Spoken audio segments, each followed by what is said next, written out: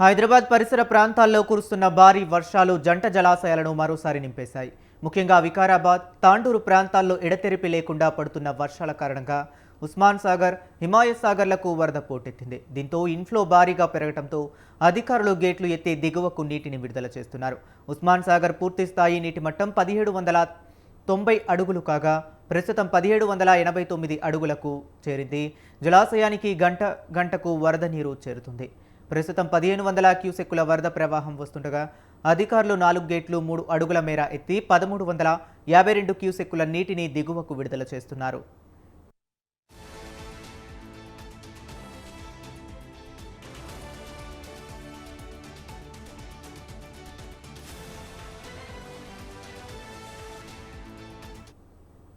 హిమాయత్ సాగర్ పూర్తి స్థాయి నీటి మట్టం 1763.50 అడుగులు కాగా ప్రస్తుతం నీటి మట్టం 1763.15 అడుగులకు చేరింది.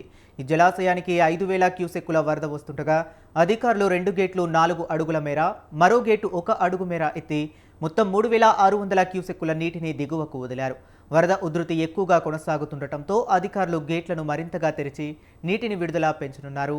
ఉస్మాన్ సాగర్ నుంచి 2400 క్యూసెక్కులు, హిమాయత్ సాగర్ నుండి 5600 క్యూసెక్కుల నీటిని ఒకేసారి వదిలే అవకాశం ఉందని సమాచారం.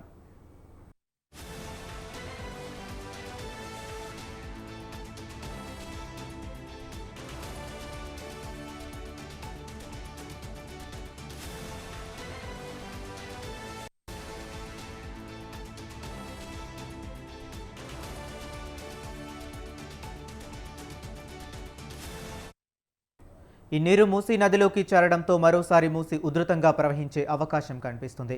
జలాశయాలు నిండిపోవడం వల్ల హైదరాబాద్ పరిసర ప్రాంతాల ప్రజలు ఆనందం వ్యక్తం చేస్తున్నా మూసీ పరివాహక ప్రాంతాల్లో నివసించే వారికి అధికారులు అప్రమత్తం చేశారు. వరద నీటి ప్రవాహం పెరిగే అవకాశం ఉన్నందున ఎలాంటి జాగ్రత్తలు తీసుకోవాలో సూచనలు అందిస్తున్నారు.